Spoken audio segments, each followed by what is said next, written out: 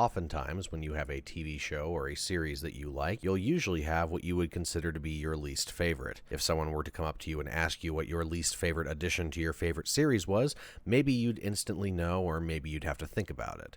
Either way, the real question isn't necessarily what your least favorite episode is, moreover than why it's your least favorite episode. Did they betray something in the story that contradicts things from earlier? Did the characters act differently than they did before? Was there some new element introduced that just didn't fit into the world? Or was it just not your thing? Just not your cup of tea, if you will. Maybe it isn't even your least favorite episode or what you would really consider to be the worst.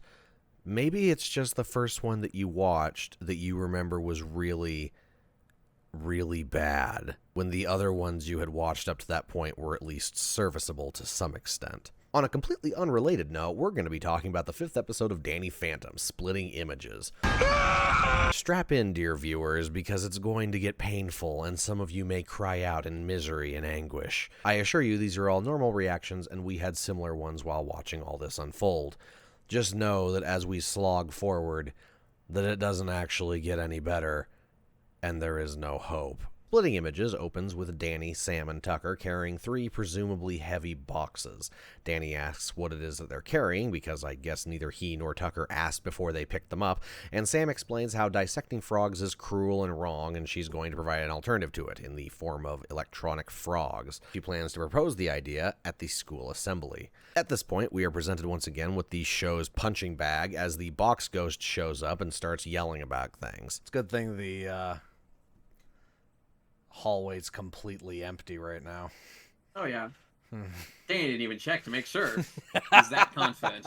Now, I'd like to point out, if you remember, there was a point in this show where Dany actually uses this poor bastard as an outlet for his anger and frustration. It could, in fact, be said that Dany isn't really threatened by this individual. Not that it matters anyway, because Fenton Thermos, but Dany here doesn't have this instant win button on him at all goddamn times for some reason. Regardless, Box dumbass here really doesn't pose that much of a threat to Dany. So surely this will be a quick and painless procedure, right? Right? Well, no, you're in fact wrong, because Box Ghost here apparently has spent the last episode working out, and Dany here just suddenly forgot how to fight. That's a new one. We're actually getting a fight scene, which is fine, mind you, but for some reason Dany forgot how to do basically anything at all to defend himself, which is interestingly topical for this episode, as he is almost gored and subsequently body slammed by what is the Ghost Zone equivalent of an overweight Amazon warehouse employee. Man, I wonder why the writers would make this happen. I wonder if it affects the story in some fashion. This all ends up ruining Sam's speech about how dissecting frogs is mean or whatever, and then she raises the curtains to reveal this, because I guess getting bombarded with a bunch of My Fair Lady costumes would result in Dany wearing one specific costume with makeup applied. Thanks to your little dress-up parade, my Save the Frogs presentation was a total bust. The fuck up, Sam. I'm sorry, Sam. How was this affecting you? Also, your fucking bullshit no one gave a shit about anyway. They probably just had to go because it's mandatory. Mm-hmm. Like, realistically, Sam, no one ever cares. No one's ever cared, and they will continue to not care. Anyway, look at that. Dany being beaten by the Box Ghost is what kicks off the story, because the locker he slammed into just happened to be his. And now he's being assigned a haunted locker. What an incredibly unlucky turn of events for our poor Dany here. Out of all the lockers in the school that he could have been body slammed into, it just happened to have been his. Not only this, but only his, as none of the other lockers are damaged. How incredibly, exponentially, inconceivably, unimaginably unlucky for Dany. Also, sure is a good thing that not a single school faculty member decided to question how in the absolute hell this happened to Dany's locker. We're just going to skip over all that, because if it happened, the writers would have to come up with an excuse for it, and that's hard, you see. But I suppose I'll be fair. Try to, at least. It's not impossible that this chain of events could have happened. It's simply incredibly convenient that it did. All of it depends on perfect timing and luck that the Box Ghost jumped out at this particular spot and broke the specific locker that Dany uses. But if I'm going to say that it technically could have happened despite of how small a possibility it may be, let's also explore an alternative that would have made this a little bit more natural looking and a little less contrived as hell. And you know what? It's not even something I need to think that hard on. Just have Dany run for his locker because his thermos is in there, and the Box Ghost tackles him before he gets to it. There we go. I just solved the hold on. Wait a minute, I just realized, how the hell did the box ghost send Dany flying through his lockers if he was intangible? Are we saying that ghosts can physically interact with each other regardless of their solid state? What about all those instances where they can't?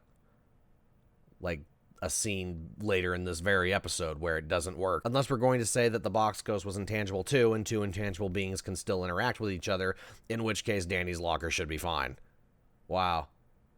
Okay, I just opened up a brand new can of worms I didn't even think existed. So not only does this episode's plot depend on one of the most convenient and contrived things I've seen in the show so far, but it depends on you forgetting on how the physics of this universe works, because none of this would have happened. Well, we're off to a great start.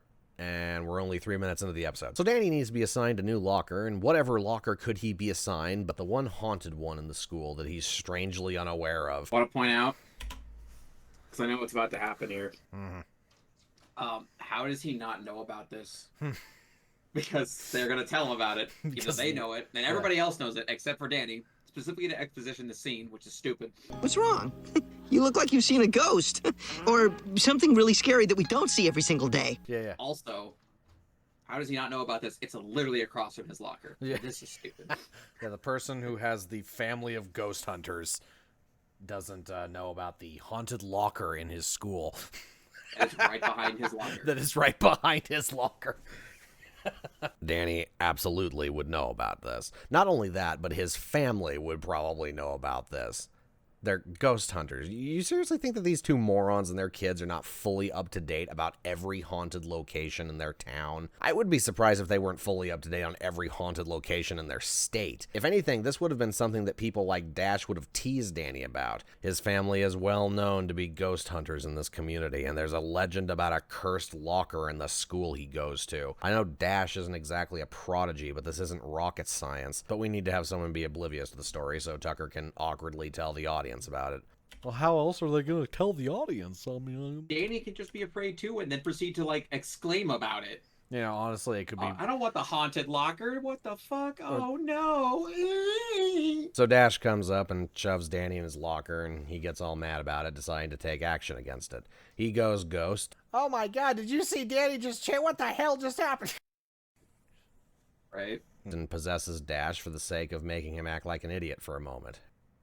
Dany, you just appeared out of nowhere. What the hell happened to my gut? Afterwards, him and Tucker share a high five about his revenge. Sam expresses disdain about this. Not sure if because it's petty or if Dany's risking being seen or both. She never actually says. But regardless, we're setting up that Sam isn't a fan of Dany doing this. Afterwards, we get our first tease for the antagonist. Bullies.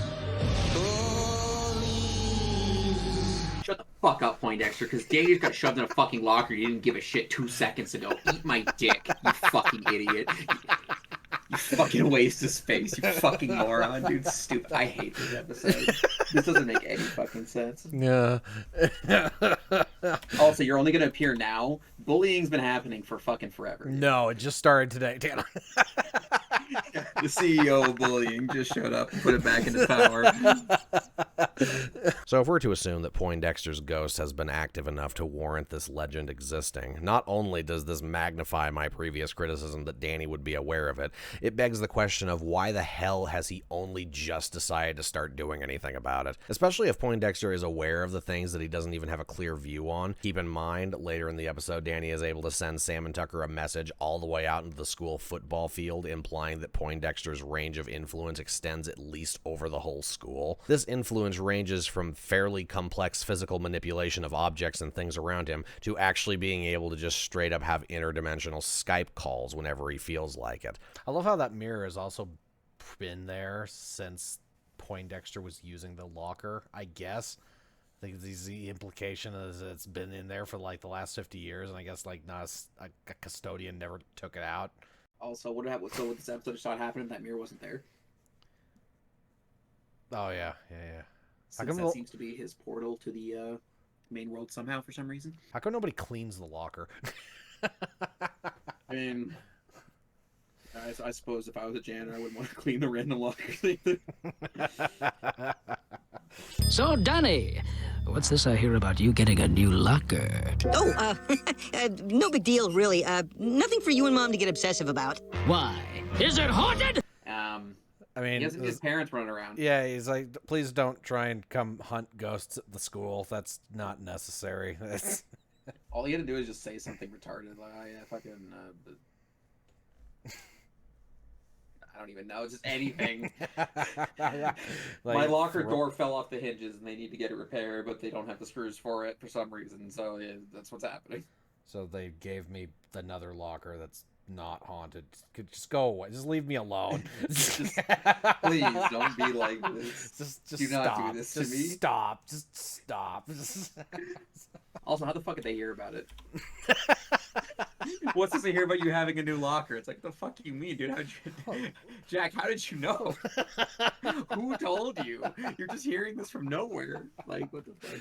The next scene details how two kids are tormenting one of the band guys, and the locker door opens to hit one of them in the face as he's running by. This is immediately followed by Paulina stopping an IT kid to flirt with him while Quan ties his shoes together. Poindexter retaliates this by attacking both of them and retying the kid's shoes to normal. Both of these instances took place away from the locker, and yet he was still fully aware of them and able to counter or correct the events. Yet apparently he didn't recognize or stop the fact that Dash was the one who shoved Dany into his locker, nor has he done anything to our knowledge to stop any of the instances of bullying in this show up to this point. And so, dear viewer, we're presented with a pretty hefty problem. How the actual hell does everyone except Dany know about this legend if Poindexter has been taking any kind of advantage of these powers? Especially considering it would have had to have been to a reasonable degree if people are linking it back to him in the first place. If he hasn't been taking advantage of these powers, which is what we've been presented with up to this point, and would explain why Dany doesn't know,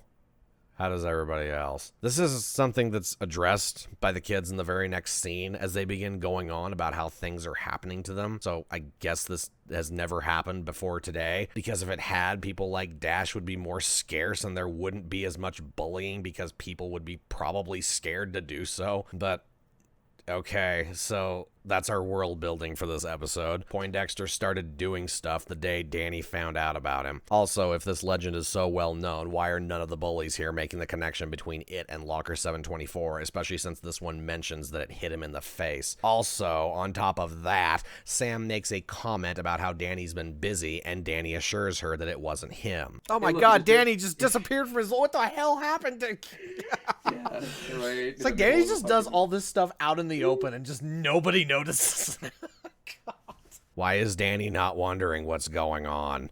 Does none of this seem weird to him? Does none of this seem off to the kid who hunts ghosts? Or even the kids that help the kid who hunts ghosts, who just told him about a bullying ghost legend? Also, on top of that, why isn't Dany's ghost sense going off in front of the locker when there's clearly a ghost in it? We are 5 minutes into this episode, by the way. Imagine digging yourself into a hole this deep just because you couldn't think of a better way to get your antagonist's backstory across to people. Keep in mind, the guy who wrote this episode has written a lot of episodes since then, some of which are actually considered by the community to be the best of the series. I'm not saying that the Dany Phantom fandom isn't trustworthy when it comes to critical media analysis, but let's just say that the fan base isn't exactly exempt from the type of weirdos that infiltrate other fan bases. Little vampire pot and the goblins are hobbling round coming after us. My spirit gets close to that evil and I feel it go.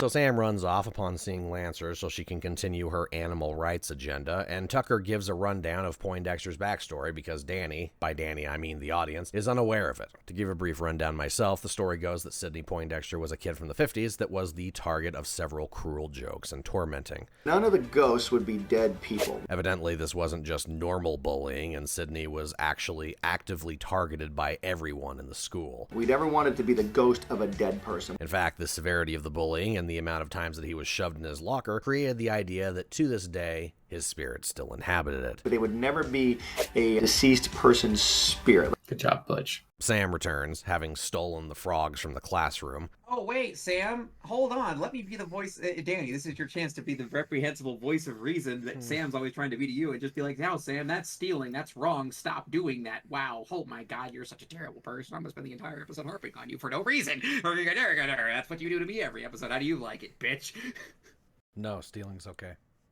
Right. Oh, right. It didn't actually, like with last episode, we didn't talk about the stealing was bad, so it must still be okay. Yeah. It all makes sense. Yeah. Stealing's fine. I get it now. Stealing's fine. Got it. Cool. I'm glad there's still a show talking that stealing's okay. Cleverly, the writers integrate this into the script so that they can be used as a revenge scheme by Dany. By cleverly, I mean Tucker has one of the most bizarre, random-ass, out-of-nowhere lines of dialogue that I have ever heard in this show to give Dany the idea in the first place. I wonder how Dash would feel if he had a frog in his throat. Or 12 in his pants. I'm not sure what kind of head injuries these writers sustained the night before scripting this, but this is bordering on the lines of unintelligible. One of a Kind had a more cohesive story at this point. This all takes place immediately after Dash bullied Dany some more, by the way. Poindexter didn't do anything about it. So Dany somehow steals the frogs from Sam, and the show weirdly doesn't show us what he did, but Sam indicates that she's not all on board with the frog revenge plan. So it kind of implies that Dany either just straight up possessed her and took them, or did some random ghost nonsense to get them away from her. I suppose the writers decided that would make Dany look bad, though, so they didn't show it, and he just has them. This basically culminates with Dany pouring the frogs in Dash's pants, which seems to be the thing that ultimately breaks the barrier between dimensions and allows our skinny Dennis Nedry to exit the mirror and come into our world. Poindexter confronts Dany, and it goes about as well as you can imagine, because nobody ever knows how to properly communicate with one another. Instead of Dany actually realizing who he's talking to, given the fact that he's been the topic of conversation lately, he kind of just shrugs Poindexter's existence off and doesn't really defend himself in any way. Because of this, Poindexter decides he's going to attack Dany because he's been given nothing from him to imply that he's in the wrong. Instead of saying, "Oh, you're Poindexter. Hot damn, we were literally just talking about you. I wasn't bullying him, I was getting him back. He's been bullying me forever." He instead continues laughing and vaguely says, "Nah, man, I wasn't bullying him." Because Dany's an idiot. All they have to do to make this less stupid is have Dany tell him, and then he goes, "Well, I don't fucking believe you," and then fights him. Which Dany could also retort with, "Let me show you," and then go observe Dash for 5 minutes, and within those 5 minutes, I'm sure he'll beat up multiple children, and then there's your point. Well, not even that. But, just go up to Dash as your normal form. Be like, "Hi, Dash, how are you today?" And then just see what happens. Like, honestly. Yeah. But reasonably enough, I would be so much more okay with this if Dany just gave him the thing, gave him the bullshit, and then Poindexter just goes, "I don't believe you." Yeah. Because I saw this happen, in which case I'd be like, fine. From that, but I still have a problem with how much he was observing earlier, but at least then it would at least slightly repair the massive hole in the hull of the sinking ship that is this episode.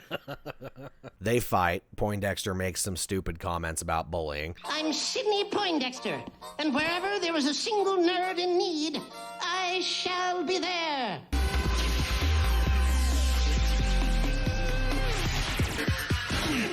I want to point out, Poindexter's actions just got a nerd hurt. Oh my god. And when Dany, the person who once took down dragons and giant robots, is defeated by the pocket protector nerd, he loses his ghost form, and we get some interesting exposition from the little weirdo. Holy socks! You're the Half-a! Everybody in the ghost zone talks about you. You're half a boy, half a ghost. You have all our powers on the human plane. Interesting implications to that. Ignoring how the hell Poindexter would know this in the first place, considering he's trapped in a weird cut-off side of the ghost zone, weirdly enough, the whole half-a thing doesn't really ever seem to come up again, except maybe in a couple isolated scenes going forward. One would think that since Dany's reputation has grown so large over such a short amount of time, that some of these ghosts would be a little bit more hesitant to fight him, considering what he's taken down. But apparently not, though, because every single ghost he encounters for the rest of the series, barring the nice ones, obviously, arrogantly treat him like he's not a threat whatsoever, despite the amount of wins that will continue to grow in his favor. Almost like the writers thought to themselves, "Oh, this would be cool," without putting any kind of thought into the implications of it, and then promptly forgot about it when they went to write the next episode. So, Good job, like normal. Anyway, Poindexter concludes this revelation by accusing Dany of using his powers for evil, and instead of actually defending himself, Dany says this in response. No! Look, just listen. I took over Dash's body because... To which Poindexter interrupts him, saying he didn't know possession was an ability of Dany's, and decides to test it out for himself to see if he can do it as well. However, buckle in, kids, because we're going to be adding some new lore to the overshadowing ability now. When Poindexter does it, it causes Dany to have a violent seizure, which ends with, I'm not actually sure, Dany's soul or something leaves his body and goes into the mirror that Poindexter came out of. Not sure why, but yeah.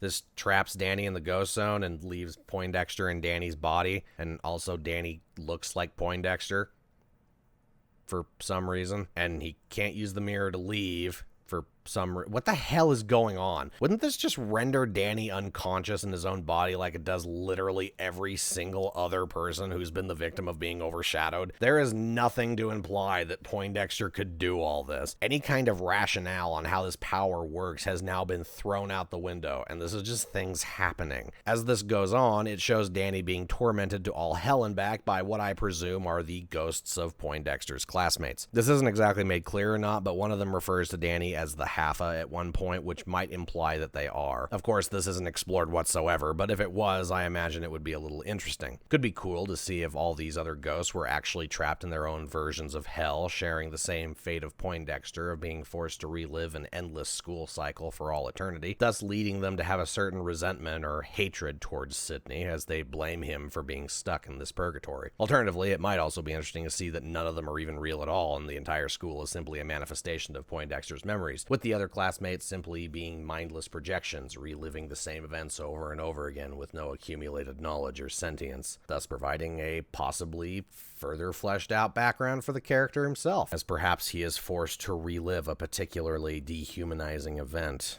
for all of eternity. But yeah, we don't get anything like that. They're all just kind of there. They're all bullies. Anyway, we're going to pause for just a brief moment here because I need to try and make some kind of sense of the story as it chokes on its own spit in front of me. What the hell message are you trying to get across here, show? I know your overall goal is to say bullying bad, but you've somehow managed to botch even that so hard that it seems contextual. Poindexter doesn't actually seem to give a crap when Dash is bullying Dany, but as soon as Dany does something in retaliation, then he gets all mad and starts intervening. I guess we could say revenge bad, sure, but that's not even what you seem to be conveying. I almost feel like what you're trying to say is, in his blind desire for revenge, Dany has become the bully, which isn't even what's happening at all. But then when Dany finally makes contact with Sam and Tucker, something else we'll be talking about shortly, he makes the comment that it's his fault because he was being a bully. I would really love to know how this show deems Dany worthy of this punishment, but any repercussions to Dash's actions are immediately scorned, in particular by the arbiter of moral righteousness, that is Sam Manson. Then we got our little wannabe Bill Gates Poindexter here. His entire motivations are based on him only looking at his mirror thing when Dany does something. Also, his explanation on how he's able to get out of the mirror is explained away with this nonsense. Hey, I'm free! Finally, the doorway's been opened! That's the explanation we get on how he's able to just get through. It's like, oh, the doorway's been open. It's like, okay. Literally, I could, with what I've been shown, because I also don't have a brain the size of a peanut, I could also say that, oh, he's been getting, like, charged up with negative energy. He's been charged by the bullying. I mean, like, yes, it sounds autistic when you say it like that, but yes, that's the only explanation I got. But the show doesn't say that. It just gives us this throwaway line from this fucking dumbass. He's like, the doorway's open. But when Dany's in there, it isn't open anymore, I guess, so he can't use it to go back. But then Poindexter can use it to go back in, and then Dany can use it to leave when he gets his body back, but then Poindexter can't use it again to follow him. So that's awesome. How exactly does this thing work? And regardless of all of that, all of these events are still contingent on Dany being a moron and being completely incapable of properly communicating with Poindexter about what's actually going on. This episode is the equivalent of a ship that has struck an iceberg and the captain is airdropping anvils onto it. How Have you tangled yourself into a web this thick? Do you have any idea how easy it would be to write an episode like this and have it hit the way that you want? Imagine if, instead of needlessly forcing Dany to be the bad guy, again, you instead made it so Poindexter was activated, quote-unquote, by Dany having the locker, and therefore his view of the world was opened up again by Dany using it and seeing how Dash torments and bullies him. And once Poindexter escaped and got into the real world, his aggression would instead be focused on Dash, and Dany is then presented with the task of essentially saving his own tormentor, and in the process of doing so, sees that taking revenge isn't always the best course of action. This also possibly gives us some of that much-needed character development for this moron. Imagine if there was instead a scene at the end where Dash sees Dany in his human form for whatever reason, lost his ghost form or what have you, and after he ends up outsmarting Poindexter in some fashion, Dash is put in the position where he has to thank the kid he's been bullying all this time. Not exactly a payoff I'd want to put in the 5th episode of the show, mind you, and it's definitely far from perfect, as this is still an example I'm just trying to think of off the top of my head, but it would still be a hell of a lot better than the nonsense that we got. So much better than what we got. Oh, what did we get, you ask? Well, you see, Poindexter proceeds to be a complete weirdo at Dash, and instead of doing the in-character thing, Dash and all the other popular kids start liking him, and he gets to be part of the football team, while Sam and Tucker walk around like lobotomized gorillas, blissfully unaware that something might have happened to their friend. This show could have been so good. Getting back on track, however, Tucker and Sam's first encounter with Dany after he disappeared in the fight is him weirdly phasing through the ground with a blank look on his face in front of his parents. Watch it, Dany. Your parents almost caught your intangible act. Oh, shut up, Tucker. It's like this is the most careless thing Dany has done today. He's literally turned invisible in front of everybody multiple times. Shut up. Fucking nerd. As we move on through this, Poindexter goes on to act nothing like Dany in the slightest, which prompts Sam and Tucker to even ask him if he's okay and what happened to the ghost he was fighting. This is the response he gives them. Oh, that square? He flew the coop. Permanent-like. You guys are fucking idiots. This is literally so fucking obvious. It's like, wow, Dany, you sound just like the person that you were literally just fighting, and you said something really weird that Dany would never say. And your eyes are a different color, and you're not responding to your name. It's almost like something's wrong here. It's a good thing that Tucker and Sam are fucking completely retarded. It's like if you were to walk out to one day talking like you're from the 1950s, I'd just be like, huh. I'd probably go find Zach and be like, something's extremely wrong with Will, and we need to go fucking beat him up or something because this isn't right. Like, what the fuck, man? He's not that interested in that time period. This is bullshit. After this, Poindexter sees that the soda machine isn't giving Dash a soda, so he uses his intangibility to reach inside and grab it for him. Thanks, Fenton. I highly doubt that's what happened. I'm pretty sure that if Dany did that, he'd be like, nice job, Fenton PP boy. I hope he's expecting to like you after this, and then just leave. Like, and then throw the can at him or something. Like, the only reason that this dynamic has changed whatsoever is just because to make this retarded point. On Dash's request, he then proceeds to take out a whole bunch more sodas for the rest of the popular kids' group. He got us free soda, so he's okay now. I mean, I could almost say that would make sense because everybody in the show is stupid and shallow. None of them are asking how he's doing this, by the way. And when Sam protests this, Dany, that's stealing. he informs her that these people have probably lost their fair share of change from bullies, and therefore the theft is justified. Yeah, Poindexter. This dude totally looks like somebody who gets bullied all the time, doesn't he? Yeah, he's just a star quarterback of the football team. None of this raises any red flags for them. This idiocy goes on for some time, by the way. It isn't actually until Sam and Tucker are conveniently walking by locker 724 and Dany flings it open in time to call out to them that they decide that they should maybe start questioning some things. Even at this point, though, Sam and Tucker are reluctant to believe that this person who sounds and acts just like Dany is actually Dany until he starts saying something that only he would know. We can only aspire to have friends as good as these two cornstalks. These morons have all known each other for the better part of 7 years, at least. And these two aspiring computer engineers can barely tell when Dany is acting completely out of character. But not like that matters anyway, considering the fact that his voice sounds exactly like the ghost who he was literally just fighting 10 minutes ago. This is something they comment on. Why does your voice sound so weird? So now that Dany has solved this complex Rubik's Cube of a mystery for them, they can begin devising a plan to get Poindexter back into spooky black and white bully world, of which involves the ghost gauntlets that Jack just happened to throw at Tucker in an earlier scene. Right, I forgot to mention, Jack and Maddie are also here doing things. But it's completely irrelevant and contributes absolutely nothing to the story aside from one or two jokes. And the exact thing that they're going to need that's going to ultimately make them win. So, I guess it's a good thing they showed up. This leads to the episode's conclusion, which is essentially just Dany and Poindexter fighting again, except this time Dany's able to actually have the upper hand throughout the course of said fight. While this is going on, the other ghost classmate bully people come out and watch this fight unfold. Ultimately, what this leads to is Dany taking the mirror and threatening Poindexter that he'll break it. However, Poindexter comes up with the brilliant plan to stop this. In his hubris, he decides to attempt possessing Dany again, but little does he know that this has activated Dany's super intricate 4D chess moment. And then he gets his body back.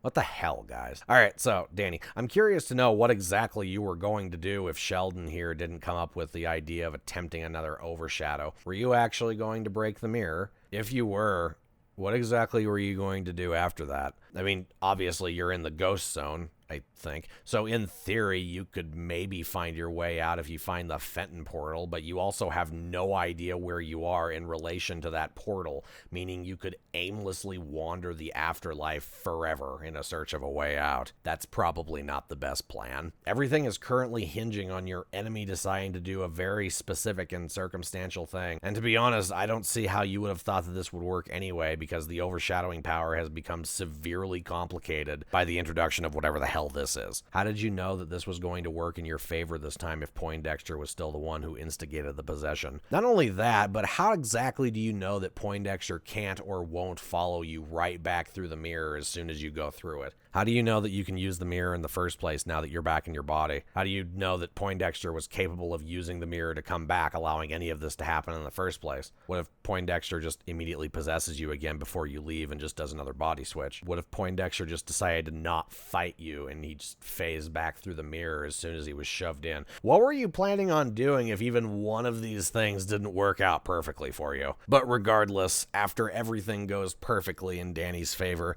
he proceeds to phase back into his world and Poindexter is left behind. But don't worry, he gets the happy ending, because everyone likes him now, because nobody who watched the fight apparently listened to what either of them said to one another, and so therefore they think he just won a fight that he actually lost. I won't be completely heartless here and say that it's at least a little bit of a nice touch that this character's eternal hell came to an end after Dany's involvement. Shame they didn't actually explore that part of his character in the absolute slightest, but there you go. Dany's return, on the other hand, is significantly less happy, as he comes back and is immediately confronted by his friends, who for some reason are now wondering if he's still himself or not. But how do we know you're really Dany? Because my voice sounds right. That's a good start. Like, after this, he does the intelligent thing of breaking the mirror so Poindexter can't come back, and doing this gets him in trouble with Lancer, because apparently the mirror was school property, I guess. This leads Lancer to decide to reassign his locker again for some reason. I don't know why a broken mirror is enough to render this locker unusable, but there you go. And because of that, Dany now has a locker next to some band geeks, and because of that, Dash doesn't like him anymore. And thus Dany is doomed again to spend his school days being tormented and bullied with no repercussions to his aggressors. And he will take this abuse indefinitely, like a puppy with its tail between its legs. Because revenge bad. You will take your beatings, and you will like them. Know your place and know it well, Daniel. But don't worry, because your submission and lack of standing up for yourself has pleased Sam.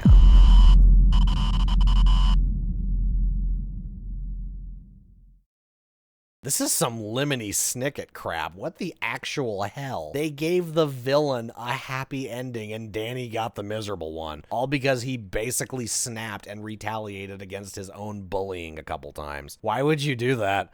What kind of message are you trying to send to the kids watching this show? Because this unintelligible dribble has been slapped into my face for 20 minutes now, and I still don't actually know what you're trying to say other than bullying is mean. And you know, if I can't figure this crap out, the target demographic probably isn't going to do much better. Regardless of such, we've reached the end. So let's wrap this idiocy up in a nice little bow. I would honestly say that this was the worst episode of the series, if not for the fact that the entirety of Season 3 and Identity Crisis exist. And to top off everything, a certain someone has made it retroactively worse because he's decided to J.K. Rowling his own series into oblivion. No, I'm not going to let that go. I'm going to keep bringing it up every time it presents itself because it's stupid. You gave this character a backstory that involved him previously being a human being and then directly referenced the fact that his spirit is still haunting the locker after all these years. Unless you're going to strike this particular episode from canon, which wouldn't necessarily be a bad idea, then your world building is completely destroyed. There are other things in the story that I glazed over or didn't really mention, be it because they were basically irrelevant or I didn't really feel the need or desire to. Particularly Sam's obsession of the week being saving frogs. She at one point uses Poindexter's suspicious pretending to be Dany behavior to her advantage to push her agenda. So there's that. Also, like I said, Dany's parents are at the school, and that kind of pretends to be a subplot for a while, but their entire involvement is just to hand Tucker the ghost gauntlets for later. They never show up again after that. Also, the box ghost shows up at the end again, probably because the writers couldn't think of a way to end the episode otherwise. As for the message of this story, I think I've pretty well summed it up and subsequently tore it apart. Dany's lesson in submission is to ultimately take whatever beating comes his way, because defending himself or doing basically anything at all back would make him a big meanie. I wonder if that would influence impressionable small children in one direction or another. On a completely unrelated note, you remember that article from a couple of years back about the kid that wouldn't defend himself from his bullies because it wasn't the Jedi way and he ended up needing to go to the hospital to get stitches? I sure do. Anecdotes aside, the antagonist won and Dany lost, and his foreseeable future is dark and dismal. Quite similar to the Snyder cut of Justice League, which is also terrible. What do you know? The Zack Snyder version didn't fix the movie. Who could have ever guessed? Next time we meet the Genie Ghost. The Genie Ghost breaks every single episode that follows it. Bet you can't wait for that, everyone.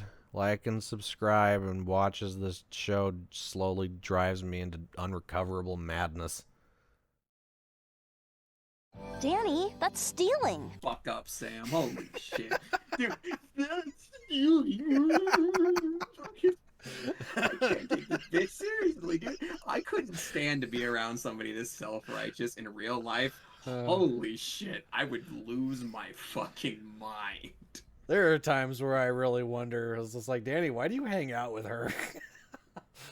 Because he has the fucking tingling in the tip of his dick for that for some reason. Which, you know, I find plenty of women attractive that I'm like, yeah, but you literally look like red flags if they were a person. So I can understand the sentiment.